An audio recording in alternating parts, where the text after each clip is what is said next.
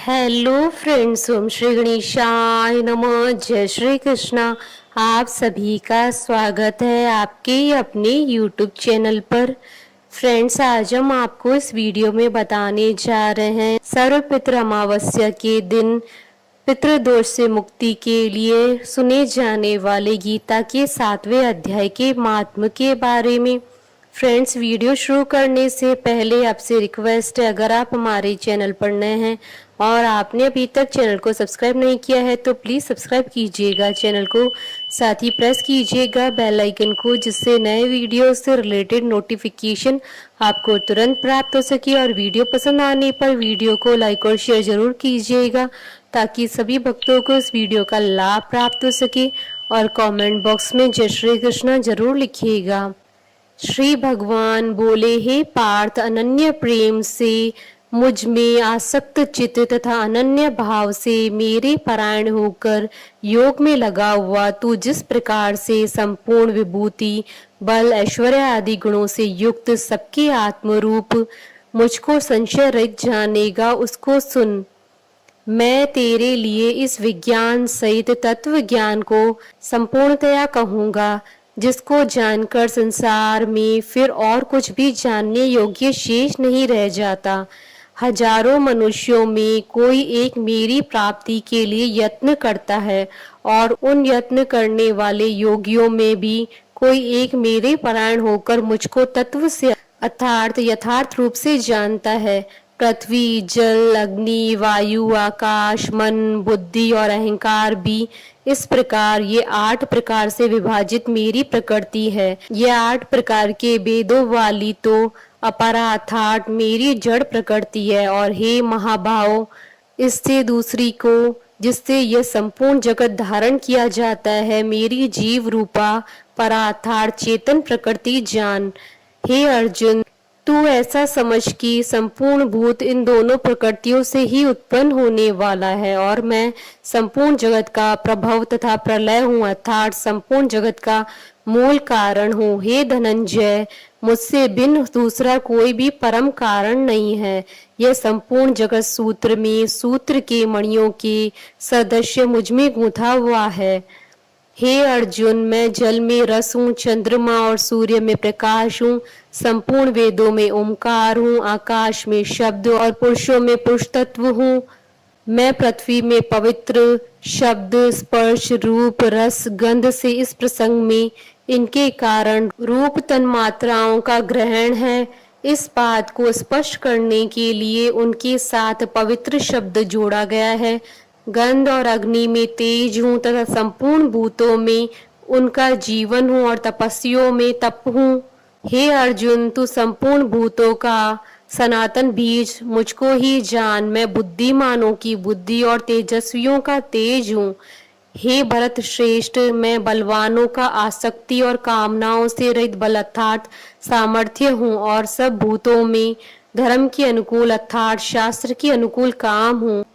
और भी जो सत्व गुण से उत्पन्न होने वाले भाव हैं और जो रजोगुण से उत्पन्न होने वाले भाव हैं, उन सबको तू मुझसे ही होने वाले हैं ऐसा जान। परंतु वास्तव में गीता के 9वें अध्याय के श्लोक में चौथा पांचवा देखना चाहिए। उनमें मैं और वे मुझ में नहीं है। गुणों के कार्य रूप सात्विक, राजस और तामस, इन तीनों प्रकार के भावों से यह सारा संसार प्राणी समुदाय मोहित हो रहा है। इसलिए इन तीनों गुणों से परे मुझ अविनाशी को नहीं जानता, क्योंकि यह अलौकिक अर्थात अति अद्भुत त्रिगुणमयी मेरी माया बड़ी दुस्तर है।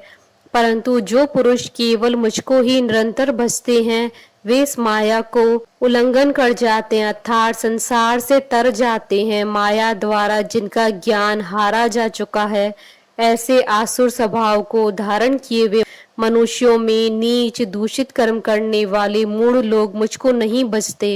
हे भरतवंशियों में श्रेष्ठ अर्जुन, उत्तम कर्म करने वाले अर्थार्थी अर्थात सांसारिक पदार्थों के लिए भजने वाला, आर्त अर्थात संकट निवारण के लिए भजने वाला, जिज्ञासु अर्थात मेरे को यथार्थ रूप से जानने की इच्छा से भजने वाला, और ज्ञानी, ऐसे 4 प्रकार के भक्तजन मुझको भजते हैं।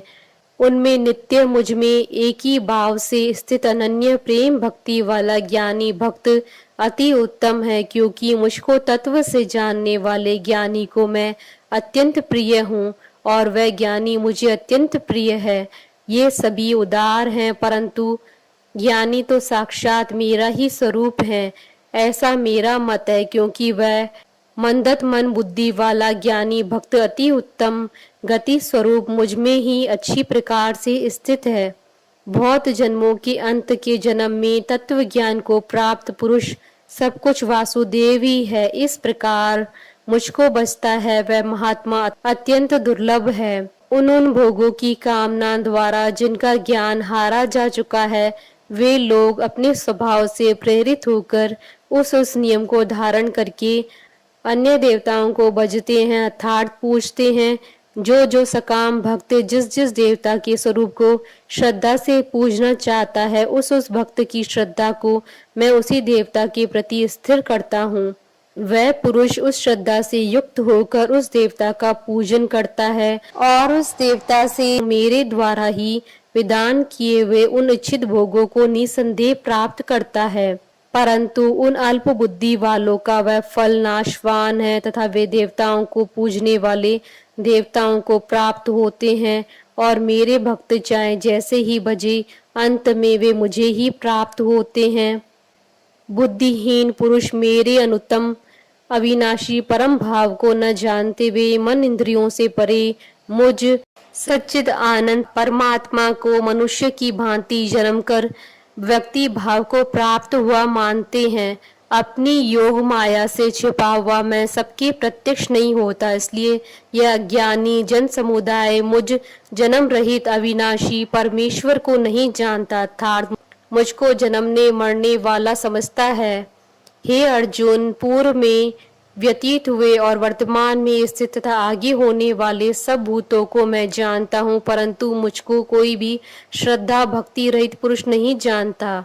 हे भरतवंशी अर्जुन, संसार में इच्छा और द्वेष से उत्पन्न सुख दुखादि द्वंद्व रूप मोह से संपूर्ण प्राणी अत्यंत अज्ञाता को प्राप्त हो रहे हैं, परंतु निष्काम भाव से श्रेष्ठ कर्मों का आचरण करने वाले जिन पुरुषों का पाप नष्ट हो गया है, वे राग द्वेष जनित द्वंद्व रूप मोह से मुक्त दृढ़ निश्चयी भक्त मुझको सब प्रकार से बचते हैं। जो मेरी शरण होकर जरा और मरण से छूटने के लिए यत्न करते हैं, वे पुरुष उस ब्रह्म को, संपूर्ण आध्यात्म को, संपूर्ण कर्म को जानते हैं। जो पुरुष अधिभूत और अधिदेव सहित तथा अधि यज्ञ सहित अर्थात सबका आत्म रूप मुझे अंतकाल में भी जानते हैं, वे युक्ति चित्त वाले पुरुष मुझे जानते हैं, अर्थात प्राप्त हो जाते हैं। इति श्री गीता का 7वां अध्याय संपूर्ण हुआ। 7वें अध्याय का महात्म प्रारंभ। श्री नारायण जी बोले, हे लक्ष्मी, अब 7वें अध्याय का महात्म सुनई। एक पटेल नाम नगर है जिसमें सुकंकण वैश्य रहता था। वह व्यापार करने को नगर के बाहर कहीं को जाता था। रास्ते में सुकंकण को सर्प ने डसा, वह मर गया और उसके साथ ही उसकी दाह क्रिया कर आगे को सिधारे। जब लौटकर घर में आए तो उसके पुत्र ने पूछा, मेरे पिता सुकंकण कहाँ हैं? उन व्यापारियों ने कहा, तेरे पिता को सर्प ने डसा था, वह मर गया और यह पदार्थ तेरे पिता का है, तू ले ले। 1 करोड़ रुपया दिया और उसकी गति कराने को कहा, क्योंकि वह अवगति मरा था। उस बालक ने अपने घर आकर ब्राह्मणों से पूछा कि सर्प से डसे की गति कैसे करानी चाहिए। पंडितों ने कहा, नारायण बलि करवाओ। उर्द के आटे का पुतला बनाया, चुनिया चढ़ाई, बहुत ब्राह्मण जिमाए, श्रद्धा पिंड पत्तल कराया, बाकी द्रव्य जो रहा चारों भाइयों ने बांटा। एक पुत्र ने कहा, जिस सर्प ने मेरे पिताजी को काटा है मैं उसे मारूंगा। उन व्यापारियों से पूछा, वह ठोर मुझे बताओ जहाँ मेरे पिता सुकंकण मरे हैं। व्यापारियों ने कहा, चल ले चलते हैं। वहां ले जा करके खड़ा किया, देखा तो वहां एक वामी है जिसे कंदलों के साथ खोदने लगा। वह छेद बड़ा हुआ, वहां से एक सर्प निकला। कहा, तू कौन है? मेरा घर क्यों खोदता है? उस बालक ने कहा, मैं सुकंकण का पुत्र हूँ। जिस सर्प ने मेरे पिता को मारा है मैं उसको मारूंगा। तब सर्प ने कहा, हे पुत्र, मैं तेरा पिता हूँ, तू मुझे इस अधम देह से छुड़ा और मुझे मत मार। यह मेरा पूर्व का कर्म था, सो मैंने भोगा। तब पुत्र ने कहा, हे पिता, कोई यत्न बताओ जिससे मेरा उद्धार हो। तब उस सर्प ने कहा, हे पुत्र, किसी गीता पाठी ब्राह्मण को घर में भोजन करवा और उसकी सेवा करके उससे आशीर्वाद ले, मेरा कल्याण होगा। तब उस बालक ने अपने घर और नगर में जितने गीता का पाठ करने वाले थे सबको बुला लिया और गीता जी के 7वें अध्याय का पाठ कराया और उनको भोजन करवाया। तब उन साधु ब्राह्मणों ने आशीर्वाद दिया। तत्काल वह अधम देह से छूटकर देवदेही पाकर विमान पर चढ़कर आकाश मार्ग को जाता हुआ अपने पुत्र को धन्य धन्य करता हुआ वैकुंठ धाम को प्राप्त हुआ। इति श्री गीता के 7वें अध्याय का महात्म समाप्त।